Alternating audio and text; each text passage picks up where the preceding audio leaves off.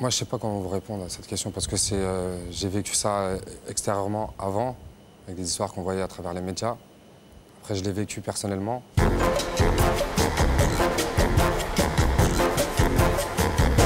Bonsoir à tous les trois. Donc Samira, vous préparez le concours de professeur des écoles après avoir fait une licence d'anglais.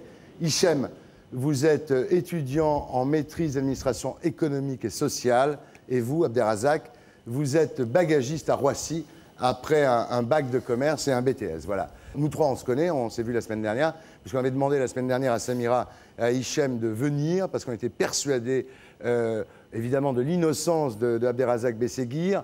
Et puis ensuite, il a été libéré le vendredi. Donc voilà, et vous êtes là ce soir avec vous, Abderrazak, et on est très heureux que vous soyez là.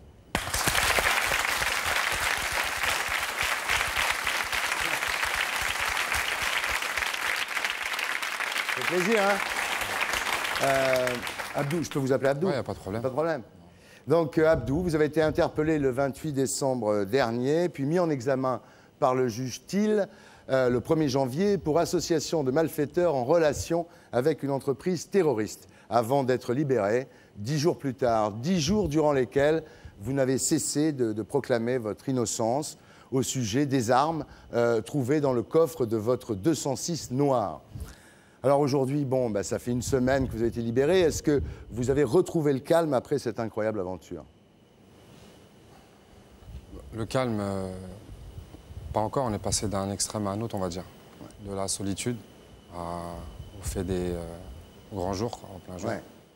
Vous êtes fatigué là un peu, non? Ouais, je suis insomniaque en ce moment. Je dors pas. Ah, vous avez du mal à dormir? Ouais. Et en prison, vous dormiez? Non. Ils vous donnent pas des trucs pour dormir? Si, j'en avais, mais apparemment, mon corps, il réagissait pas. Ouais. Trop énervé? Ouais, énervé, ouais.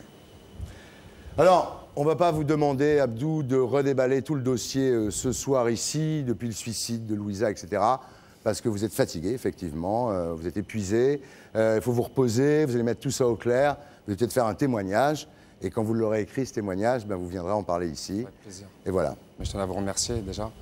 Parce que je sais que vous avez reçu mon frère et ma sœur. Et je tenais à signaler qu'il y a des grosses institutions qui négligent la présomption d'innocence. Et des gens qui sont humainement, qui ont du cœur tout simplement, ils en tiennent compte et ça c'est important. Heureusement qu'il y a encore des gens comme vous et merci. On essaye. C'est important. On essaye de se servir de la télévision dans ce genre de cas. Voilà. Comment va Mehdi? Ouais, impeccable. Ça va bien? Ouais, je l'ai eu au téléphone tout à l'heure. Ça va? Ouais. Il a 14 mois, c'est ça? Ouais, il va en avoir 15 ou 18 là. Ah ouais. Il n'a jamais eu le loisir d'aller visiter avec vous l'appartement que vous deviez visiter avant Noël, quoi? Non. Non. Vous allez le voir, cet appartement, maintenant? Bah... Je me pose encore la question si je reste vraiment dans la région, quoi. Ah ouais? Ouais, carrément. Ah, c'est au point que vous pensez vous en aller? Parce qu'à l'origine, j'étais quelqu'un d'assez discret. Ouais. Aujourd'hui... Une star. Entre guillemets, alors. Ouais. Alors, ce qui est assez tragique dans votre affaire, Abdou, c'est que vous voulez vraiment vous intégrer. C'est-à-dire que vous avez fait des études, vous avez trouvé un boulot, un petit peu d'ailleurs comme Hichem et Samira. Vous voulez vraiment vous intégrer et vivre comme un Français normal, d'origine arabe, mais un Français musulman, oui d'accord, oui. Croyant mais pas fervent, pas islamiste, hein, c'est clair. Et alors, vous voulez être un citoyen français et vous tombez sur des flics qui vous traitent de salbico et qui vous disent « ta gueule, bougnoule ». Ça fait quoi, ça? Est-ce que d'un coup, c'est pas le monde qui vous tombe sur la tête?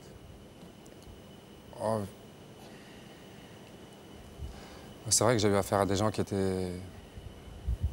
Je pense qu'ils manquaient un peu de jugeote. Ouais. Et que pour eux, je correspondais au profil type, quoi. Et on nous a jugé, on m'a jugé simplement sur... C'était un délit de sale gueule, quoi. Ouais, malheureusement. Ouais, délit de faciès. C'est quelque chose qui a éclaté au grand jour, quelque chose que je croyais déjà, qui existait déjà. Et là, je pense que... Peut-être que justement, avec la tournure de l'histoire, ça poussera peut-être les gens à réfléchir un peu plus. Ouais, j'espère. J'espère que ça servira de leçon et que des innocents, qu'il y en a encore aujourd'hui en prison, qui pourrissent pour rien. C'est dommage, quoi, parce que moi, heureusement que j'avais ma famille, mes amis, et puis du monde qui se bougeait derrière, sinon... Il y en a peut-être qui y sont, parce qu'ils n'ont pas de famille et pas d'amis. Exact, ouais. Ouais. Alors, vous avez été, Abdou, giflé, frappé, insulté, humilié pour vous faire avouer. Vous n'avez jamais avoué, évidemment, parce qu'il n'y avait rien à avouer. C'est clair. Et au bout de 8 jours, vous n'aviez toujours pas avoué, malgré les sévices dont vous avez été victime? Ouais, apparemment, je l'ai troublé même. Ils avaient du mal à cerner mon caractère, le personnage. Mais j'avais rien à cacher, donc depuis la première seconde où j'étais interpellé, je leur ai dit tout de suite ce qu'il en était, quoi. Que c'était un complot et que j'essayais même de les aiguiser dans leur enquête. Mais apparemment, je passais pour peut-être trop honnête. Trop honnête, ça fait menteur, je sais pas. Vous savez, des gens qui réfléchissent pas beaucoup, hein, qui jugent les gens par rapport à leur appartenance religieuse, leur appartenance... C'est malheureux d'en arriver là, quoi. Pourquoi ils ont mis 8 jours à interroger vos collègues de travail? Aucune idée. Alors que tout de suite, je leur ai dit qu'au moment où la personne, soi-disant, m'avait vu, j'étais déjà dans l'enceinte. Mais c'est parce qu'on a été jugé pour... je correspondais au profil type, apparemment pour eux. L'interrogatoire, c'était surréaliste, parce qu'ils vous parlaient de TNT.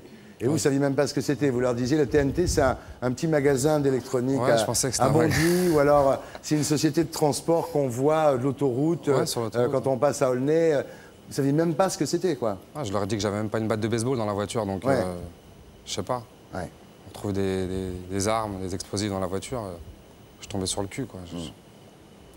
Comment ça s'est passé avec le Justil? On a fait un monologue chacun de son côté, quoi. Pas de conversation, pas de communication, rien. Vous savez, moi, à partir du moment où j'étais... où ma garde à vue a commencé, donc on m'a joué carte sur table tout de suite, quoi, sans me parler. J'ai vu que j'allais aller en prison directement, quoi. Et j'étais même pressé d'y aller. C'est malheureux à dire, mais j'étais pressé d'aller en prison et quitter la garde à vue. Alors, Samira et Hichem, quand vous lisez le journal Le Parisien le 31 décembre, et que vous lisez ce titre, « À quel usage le bagagiste de Roissy destinait-il l'arsenal et la bombe retrouvés dans sa voiture ?» Est-ce que là, en voyant ça dans le journal, c'est tellement affirmatif, est-ce que vous ne dites pas peut-être que mon frère a fait une connerie? Moi, j'ai lu des articles de journaux, mais la presse a essayé de nous faire croire des choses. Moi, je savais qu'elles étaient fausses. Mon frère, je le connais depuis 21 ans. On ne peut pas du jour au lendemain me dire non, tu ne connais pas cette personne.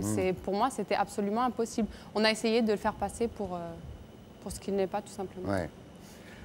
Alors, ce journal, Le Parisien, a pris position assez vite, puisqu'ensuite, on a eu comme titre « Bagagiste de Roissy, 2 points, la piste terroriste confirmée ». Donc là, d'un seul coup, vous étiez carrément... Vous étiez devenu Ben Laden. Ouais, apparemment. Hein? Ensuite, le portable du bagagiste parle. C'était assez marrant, ça. Parce qu'ils ont retrouvé qu'il avait le numéro de son délégué syndical, qui lui-même avait le numéro d'une personne qui a été entendue, seulement entendue. Harit Touni, qui avait été au moment du match France-Algérie au Stade de France. Mais vous n'aviez pas téléphoné à Harit Touni, vous aviez téléphoné à quelqu'un qui, lui, avait téléphoné à Harit Touni. Et ce coup de fil date de facilement 3 mois avant. 3 mois avant l'arrestation, quoi. Tous les trois, là, vous êtes déçus par votre pays ou non? Quand même. Un peu. Abdou?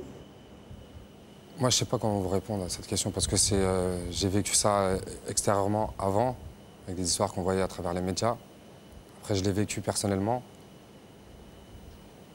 Je pense qu'il faut pas jeter l'éponge, quoi. C'est bien. Samira? Ouais, comme il disait, on vit ça à travers les articles où on voit certaines injustices qui peuvent être commises, mais quand ça vous touche, ça fait mal quand même, je trouve. Ça fait très mal parce qu'on essaie de construire son petit bout de chemin et du jour au lendemain, on vous met des barrages tout simplement. Alors, Abdou, quand on vous parle du sort que vous voudriez voir réservé à votre belle famille, qui est responsable, maintenant on le sait, de la machination, vous répondez « Je ne vais pas envoyer de pauvres gens en prison. Au fond du trou d'où je viens, je les ai oubliés, qu'ils m'oublient. » Vous pratiquez le pardon des offenses. J'ai pas compris. Oui, c'est une phrase de Cato en même temps. Vous leur avez pardonné? Non, je leur pardonne pas. Parce qu'on m'a quand même fait beaucoup de mal. On a fait du mal à un enfant de 14 mois. Je sais pas, humainement, c'est pas possible. Et j'ai pas de sentiment vis-à-vis d'eux. Donc, je sais pas, même un sentiment de haine ou de mépris ou de dégoût, je pense que c'est déjà accorder de l'importance à une personne. Donc, ils sont aux mains de la justice, Ouais. même si parfois elle est injuste. Mais j'espère que cette fois, elle va être juste, qu'elle a les cartes en main. Ouais. Est-ce que vous pardonnez aux journalistes et aux flics? Non. Non.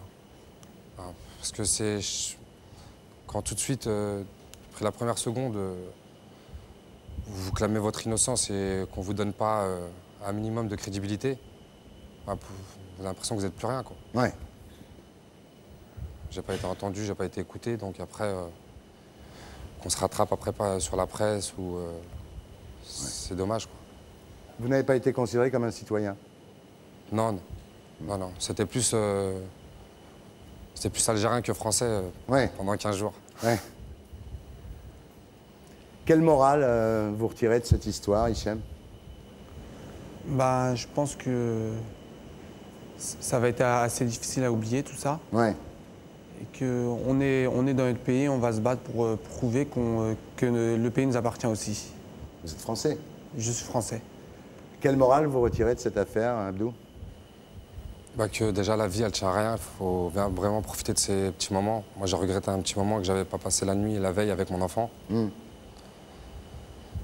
Donc je souhaite à tout le monde du bonheur et qu'ils profitent du moindre petit moment de leur vie. Et que peut-être que cette histoire qui m'est arrivée, même si moi j'en ai souffert, j'espère que ça évitera de faire souffrir d'autres personnes, quoi, inutilement. Samira? Moi, c'est pareil, je pourrais pas oublier, ça c'est clair, mais maintenant, une morale, c'est que on nous montre que finalement, on est petit, quoi. On n'a pas de pouvoir, finalement. Dans une démocratie, c'est assez bizarre, quand même. Merci à tous les trois. Et pour être sûr de ne rien rater de Inarditube, abonnez-vous et mettez un pouce bleu.